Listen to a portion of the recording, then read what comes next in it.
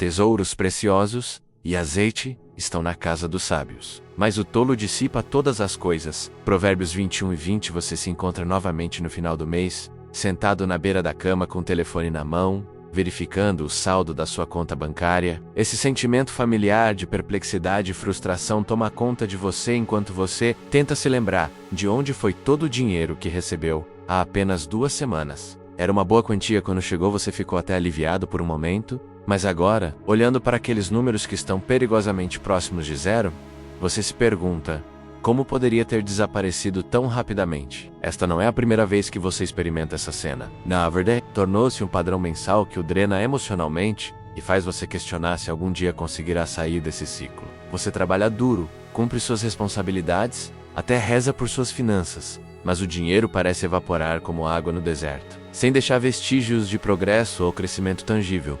O que mais te machuca não é apenas a escassez econômica, é esse sentimento de desamparo que o assombra, essa frustração de sentir que está correndo em uma roda, sem realmente seguir em frente. Você promete a si mesmo todos os meses que desta vez será diferente, que vai começar a economizar, que vai organizar melhor suas despesas. Mas então aparece algo urgente, algo inesperado, algo que requer recursos imediatos e suas boas intenções desaparecem mais uma vez. Mas deixe-me revelar algo que pode transformar completamente sua perspectiva sobre essa situação.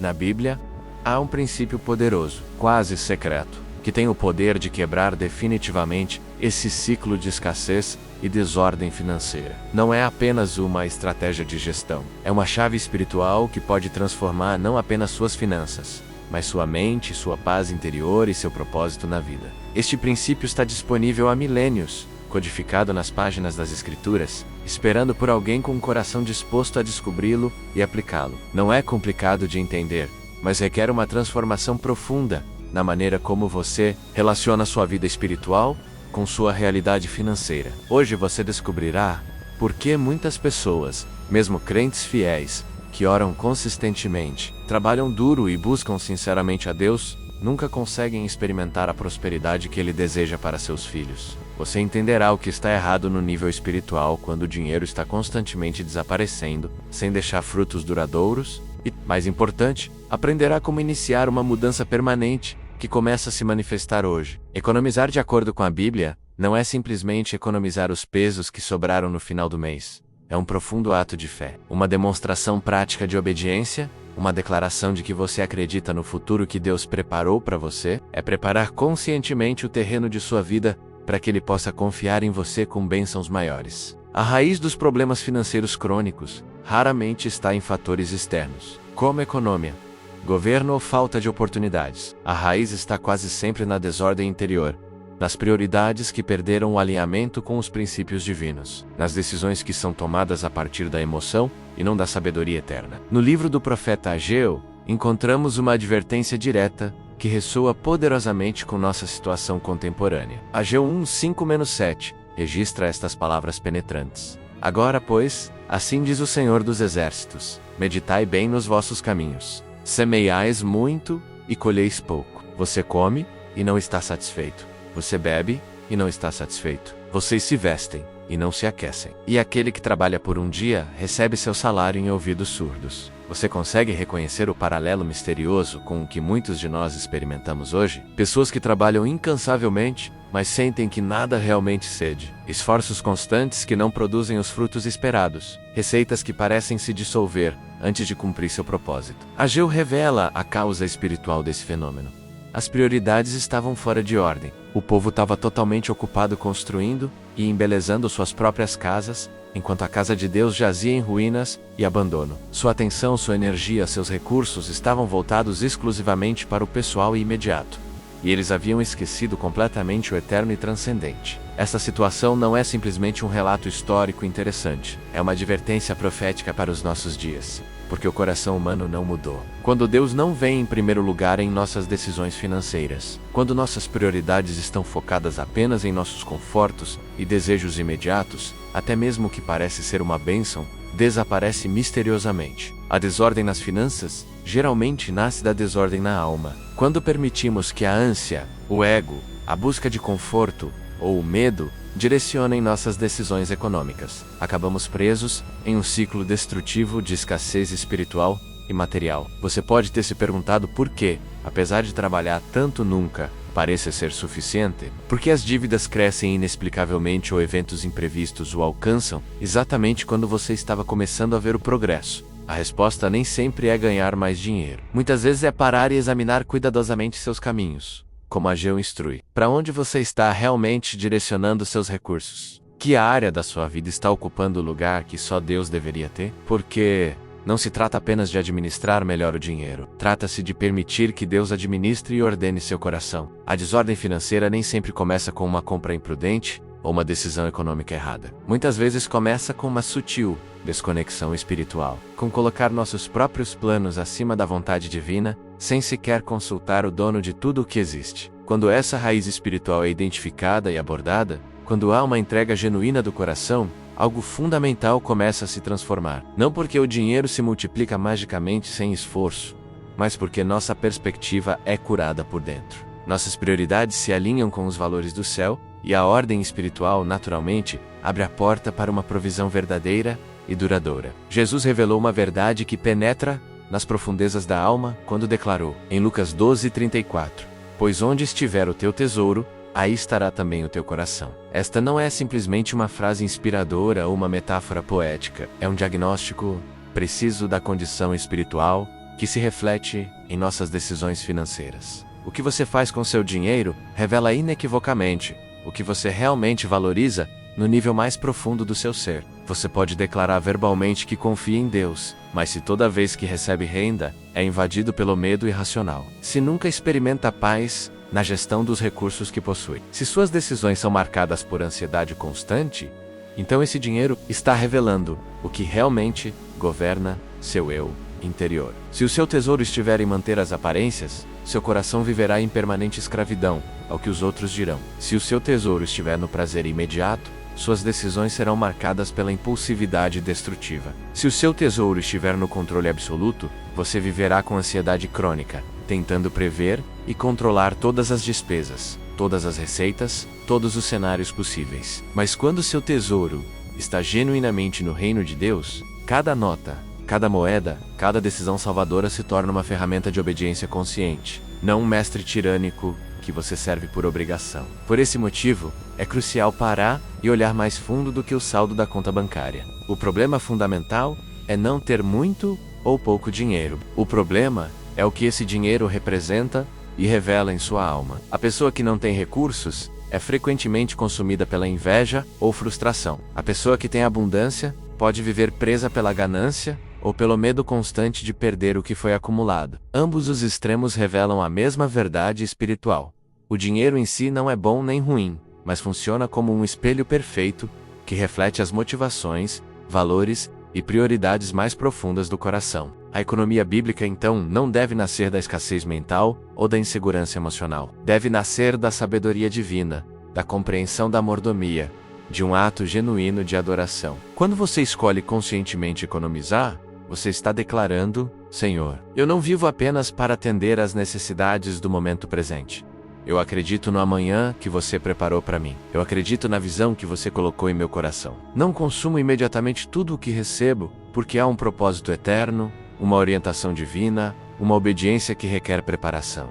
Essa perspectiva muda completamente a natureza do seu relacionamento com o dinheiro. Deixa de ser simplesmente um recurso para consumo ou algo a ser temido perder e se torna uma ferramenta sagrada a serviço de sua visão divina. Sua disciplina financeira deixa de ser um fardo pesado e se torna uma expressão prática de fé, ordem e responsabilidade pelo futuro que Deus quer criar por meio de sua vida. Quando você entende isso profundamente, tudo começa a se alinhar em uma nova dimensão. Você não é mais guiado apenas pela urgência do momento ou desejos impulsivos, mas pelo propósito eterno que foi plantado em seu coração. E esse alinhamento abre as portas para o próximo passo fundamental: transformar sua mentalidade de escassez em abundância de reino. Há uma diferença abismal entre dois tipos de mentalidade que determinarão completamente sua experiência financeira: a mentalidade de escassez e a mentalidade do reino.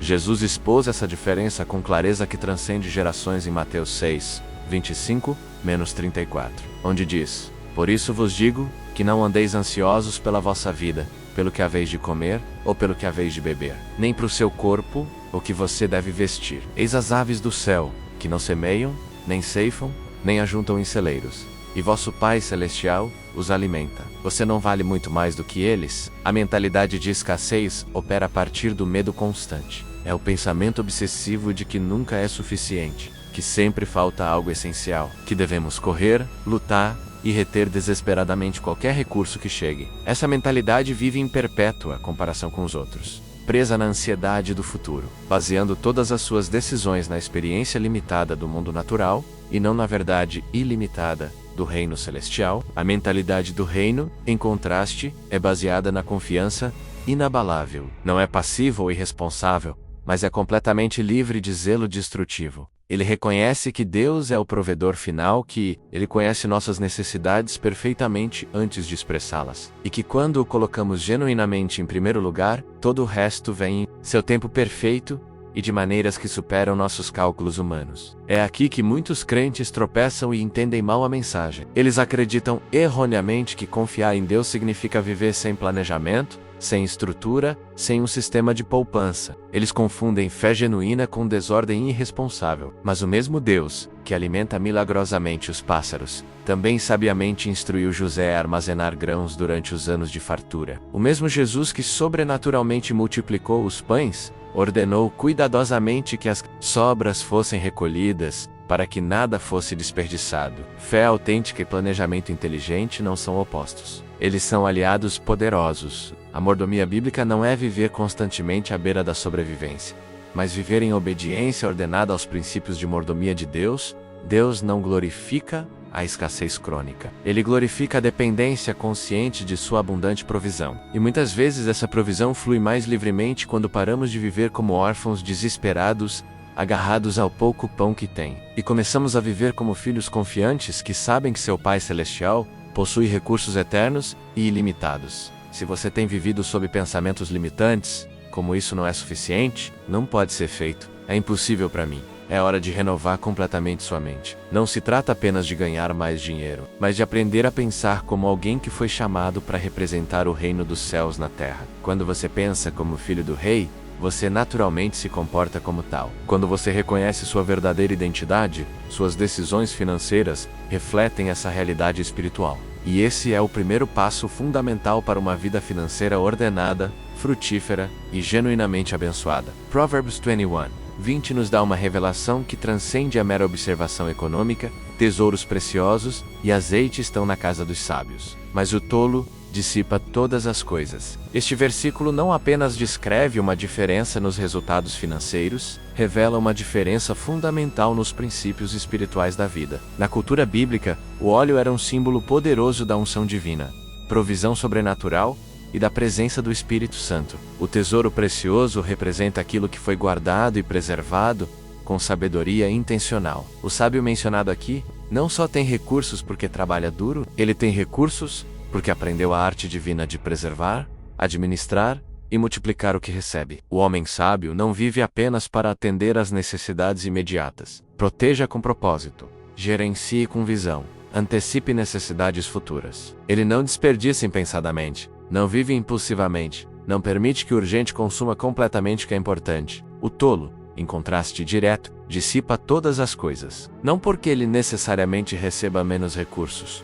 mas porque vive sem uma direção espiritual clara. Tudo o que chega às suas mãos, ele consome imediatamente, gasta sem reflexão, deixa ir sem considerar o futuro, seu propósito divino, ou os momentos de dificuldade que inevitavelmente virão. Este é alguém que não entende o valor espiritual de deixar de lado e preservar, porque não entendeu que a ordem financeira também é uma forma profunda de adoração a Deus. A economia, da perspectiva de Deus, não é um sinal de desconfiança na provisão de Deus. É um sinal de sabedoria na administração do que Ele nos confia. O homem sábio não se mantém por medo paralisante, mas por propósito claro. Ele não se detém por insegurança emocional, mas por obediência espiritual. Ele sabe que toda a bênção que chega às suas mãos deve ser cuidada, multiplicada e usada com inteligência divina. Este princípio aparece consistentemente em toda a Escritura. José, diante da revelação de 7 anos de fome severa, Não simplesmente declarou Deus proverá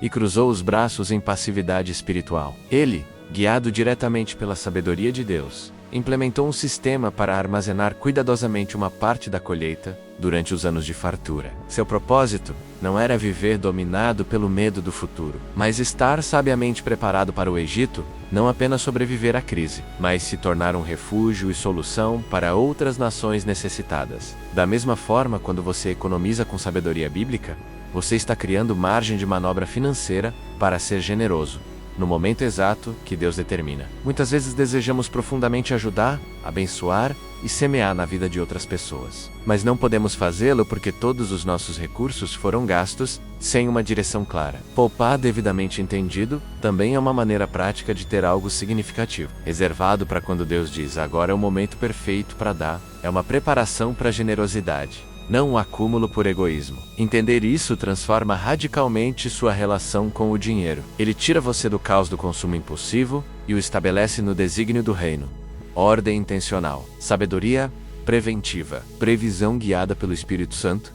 E esse projeto começa a se manifestar quando você para de reagir emocionalmente às circunstâncias e começa a planejar espiritualmente com propósito. Mas essa transformação não acontece apenas com boas intenções ou desejos sinceros. Requer fidelidade demonstrada nas pequenas coisas, porque só assim, Deus pode confiar em você com maiores responsabilidades e recursos. Lucas 16:10 estabelece um princípio fundamental que conecta diretamente à administração, presente com as bênçãos futuras. Quem é fiel no pouco, também é fiel no muito. E quem é injusto no pouco, também é injusto no pouco. Este versículo não fala de dinheiro apenas em termos de quantidade ou volume, mas de responsabilidade e caráter. Isso nos lembra que, para Deus, não importa principalmente quanto você tem agora. O que realmente importa é como você gerencia e honra o que já está em suas mãos. O reino de Deus não é movido pelo volume de recursos, mas pela fidelidade do coração. E vemos essa verdade dramaticamente ilustrada na parábola dos talentos, em Mateus 25:14-30, onde Jesus conta a história de um homem que, antes do viaia, dá a 3 servos diferentes quantias de dinheiro para administrar. A um ele confia 5 talentos, a outro 2 e ao último. Nem todos recebem a mesma quantia, mas todos recebem algo significativo. A expectativa era clara. Cada um deveria administrar o que recebesse com diligência, criatividade e propósito, independentemente de ser muito ou pouco em comparação com os outros. O primeiro e o segundo servos foram completamente fiéis. Eles fizeram o que tinham funcionar de forma inteligente, multiplicaram recursos, cuidaram de talentos, pensaram estrategicamente, além do momento presente. Quando o Senhor voltou, Ele não os parabenizou por realizarem milagres sobrenaturais, mas por demonstrarem fidelidade consistente. Suas palavras foram exatamente o que todo coração deseja ouvir.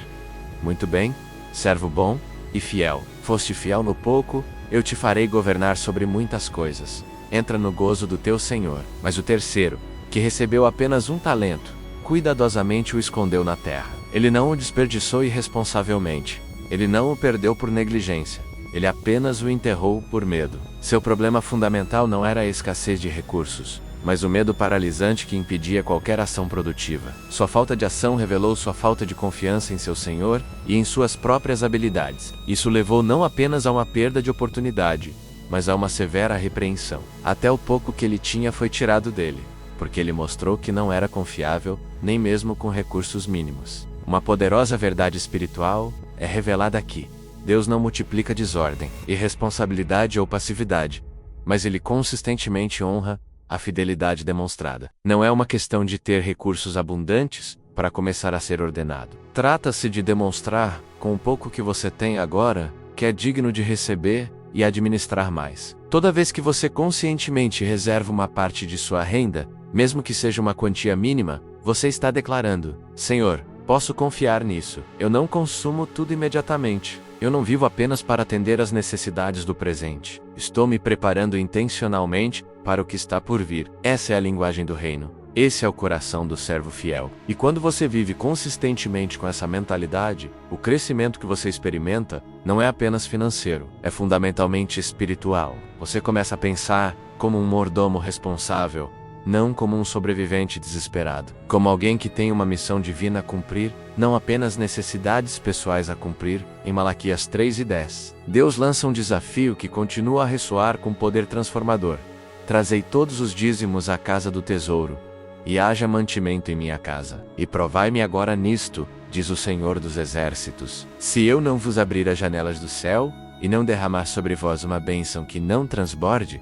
O dízimo não é uma esmola opcional, ou uma sugestão amigável. É um ato fundamental de honra espiritual. Representa o reconhecimento prático de que tudo o que temos vem diretamente de Deus e que Ele merece o primeiro lugar em nossas prioridades financeiras. Dar o dízimo é declarar por fatos concretos que confiamos mais em Sua provisão do que em nosso próprio esforço humano. É conscientemente reservar 10% de toda a nossa renda como um sinal visível de aliança, como um princípio inegociável de obediência que estabelece a ordem correta em todas as nossas finanças. Depois, há a semeadura, que difere distintamente do dízimo em natureza e propósito. Gálatas 6:7 nos ensina: não vos enganeis, de Deus não se pode zombar, pois tudo que o homem semear, isso também ceifará. A semeadura não se refere ao mesmo ato que o dízimo. A semeadura é voluntária, generosa, guiada especificamente pelo Espírito Santo em momentos e circunstâncias particulares. É uma entrega que vai além do dever básico,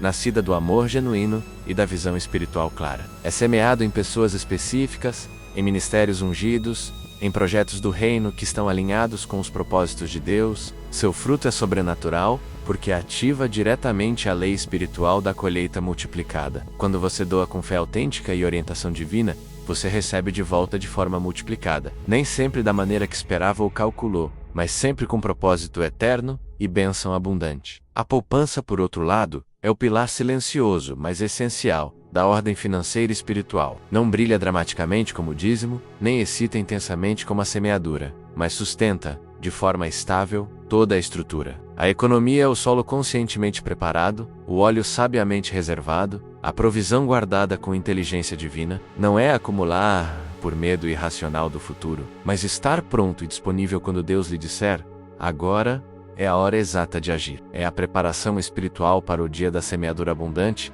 para o dia da ajuda significativa, para o dia da resposta imediata, a uma direção divina específica. Salvar não é deixar de confiar em Deus, é prepará-lo sabiamente para quando ele decidir passar por sua vida de maneiras que exijam recursos imediatamente disponíveis. Cada um desses três pilares cumpre uma função distinta, mas complementa. O dízimo consagra e estabelece a ordem divina. A semeadura multiplica e ativa as leis sobrenaturais da colheita. Economizar prepara e posiciona você para oportunidades futuras. Um honra diretamente o céu. Outro imediatamente abençoa os outros. E o terceiro estrategicamente o posiciona com sabedoria para o que está por vir. Se algum desses pilares estiver faltando, o equilíbrio espiritual é perdido e a estabilidade é comprometida. Quando você estabelece esses três pilares da ordem financeira e espiritual em sua vida, você não está apenas construindo estabilidade econômica, você está conscientemente abrindo a porta para receber bênçãos maiores e mais significativas. Mas há uma verdade crucial que você não pode ignorar. Deus não derrama abundância na bagunça. Ele não multiplica recursos onde não há estrutura sólida. Antes da abundância externa, vem sempre a preparação interna do coração. Essa preparação envolve a criação de sistemas práticos, o estabelecimento de hábitos ordenados, a limpeza de costumes destrutivos do passado e o início da obediência específica aos princípios que ele revelou em sua palavra. É honestamente perguntar a si mesmo: o que eu faria se Deus confiasse em mim hoje com o dobro do que tenho atualmente? Ele saberia como administrá-lo com sabedoria? Eu estaria preparado para sustentá-lo, sem que ele me consumisse ou me desviasse do meu propósito? Deus te ama profundamente e precisamente porque Ele te ama, Ele não vai te dar algo que possa te destruir se você não estiver devidamente preparado para lidar com isso. Portanto, antes de liberar o óleo multiplicado, Ele os convida a procurar e preparar vasos. Ele chama você a criar sistemas, orçamentos, limites claros e metas específicas. A fé prática não é passividade expectante. É uma ação guiada pela revelação. É obediência estruturada. Está deliberadamente andando como se o milagre já estivesse a caminho. Porque no reino de Deus, a provisão sempre segue o propósito claramente definido. Para começar a economizar com propósito divino, você precisa de ferramentas práticas que moldem o propósito que queima em seu coração. Provérbios 6:6-8 nos apresenta um exemplo simples, mas profundamente sábio. Vai ter com a formiga, ó preguiçoso, olha para os seus caminhos, e sê sábio. Não tendo capitão, nem governador, nem senhor, prepara sua comida no verão, e recolhe sua comida na época da colheita. A formiga não tem um supervisor externo para forçá-la a trabalhar e planejar, mas tem consciência interna do tempo e das estações. Mantenha durante a abundância não por medo, mas por sabedoria. Ele não vive no impulso emocional ou na urgência do momento. Vive de previsão inteligente. Uma das ferramentas mais eficazes que muitos crentes redescobriram é o método do envelope rotulado. Trata-se de dividir sua renda de acordo com categorias específicas e propósitos claros. Um para emergências, um para educação, um para um sonho de longo prazo, um para projetos do reino, e assim por diante. Cada envelope representa uma intenção espiritual específica. Cada separação é uma semente de ordem divina, plantada em sua vida financeira. Se você preferir métodos digitais, poderá replicar perfeitamente esse sistema em contas bancárias separadas. O importante não são os meios técnicos, mas a clareza de propósito. Economias sem um nome específico são facilmente diluídas e desaparecem. Mas quando você conscientemente o rotula como viagem missionária, fundo de paz, formação ministerial ou novo lar, toda vez que você reserva recursos, você o faz com alegria, fé e direção clara. Não é mais dinheiro adormecido e improdutivo, é a visão armazenada estrategicamente. Também é essencial definir uma porcentagem fixa de sua renda para a poupança, sem esperar que o dinheiro seja sobra, pois nunca haverá sobras espontaneamente. Decida desde o início, antes de qualquer gasto, quanto você vai reservar de forma consistente. Pode ser 10%, 5%, até 1% se você está apenas começando. O que realmente importa não é o valor inicial, mas a constância do hábito, pois a fidelidade no pequeno, como já vemos, é o que abre as portas para o crescimento sustentado e maiores bênçãos. Além disso, estabelece metas claras a curto, médio e longo prazo. Economizar sem um horizonte de tempo é como remar sem rumo. Pergunte a si mesmo especificamente: com que propósito de Deus estou armazenando esses recursos? Que visão divina quero cumprir com esta provisão? Quanto mais claras e específicas forem suas respostas, mais forte será sua motivação para manter a disciplina, especialmente em momentos de tentação ou dificuldade. A visão escrita não é simplesmente uma técnica de planejamento humano. É uma prática profundamente espiritual. Habacuque 3 registra esta instrução divina. E o Senhor me respondeu, e disse: escreve a visão, e dize-a em tábuas, para que aquele que nela lê possa correr. Embora a visão ainda permaneça por um tempo, ainda assim se apressa até o fim, e não mentirá. Mesmo que demore, espere, pois certamente virá. Não tardará. Quando você define seus objetivos financeiros e os escreve sob a direção do Espírito Santo, você está alinhando sua vontade com a do céu. Você está dando forma tangível a um plano divino que quer se manifestar através de sua obediência. Muitos fracassam financeiramente, não por falta de renda, mas por falta de clareza e direção. Anote seus objetivos com especificidade. Não economizar para o futuro, mas arrecadar $5.000 em 8 meses para iniciar meu negócio. Não pagar dívidas, mas estar completamente livre de dívidas até 31 de dezembro. Cada meta escrita é uma declaração de intenções e um convite à ação divina. Quando você mantém essa perspectiva de forma consistente, algo extraordinário começa a acontecer. Deus começa a honrar sua ordem, abençoar sua disciplina e multiplicar sua fidelidade. O dinheiro que você separou com fé hoje pode se tornar a colheita, que ele multiplicará amanhã de maneiras que você não pode prever. Talvez você venha de uma linhagem familiar marcada por dívidas, carência e escassez emocional. Talvez você tenha crescido ouvindo dinheiro não é suficiente, ou isso não é para nós. Mas Deus não o chamou para repetir esses padrões. Ele te chamou para quebrá-los, para ser o primeiro em sua casa que vive com visão divina. Quando você quebra esse ciclo, não apenas sua história muda, muda a história das gerações que vêm depois dele. Seus filhos e netos verão um novo padrão, porque quando alguém se levanta com uma visão do reino, tudo que estava ligado começa a ser liberado. A economia bíblica não é o destino final, é o veículo que o posiciona para cumprir a missão que Deus lhe deu. Cada peso propositalmente reservado o aproxima daquele destino profético, onde seus recursos servem ao reino, e sua vida reflete a abundância de seu Pai Celestial. Hoje você recebeu mais do que informações, você recebeu revelação. A ordem divina em suas finanças começa com uma decisão. Pare de ser vítima das circunstâncias e torne um mordomo, fiel da provisão que Deus quer multiplicar através de você.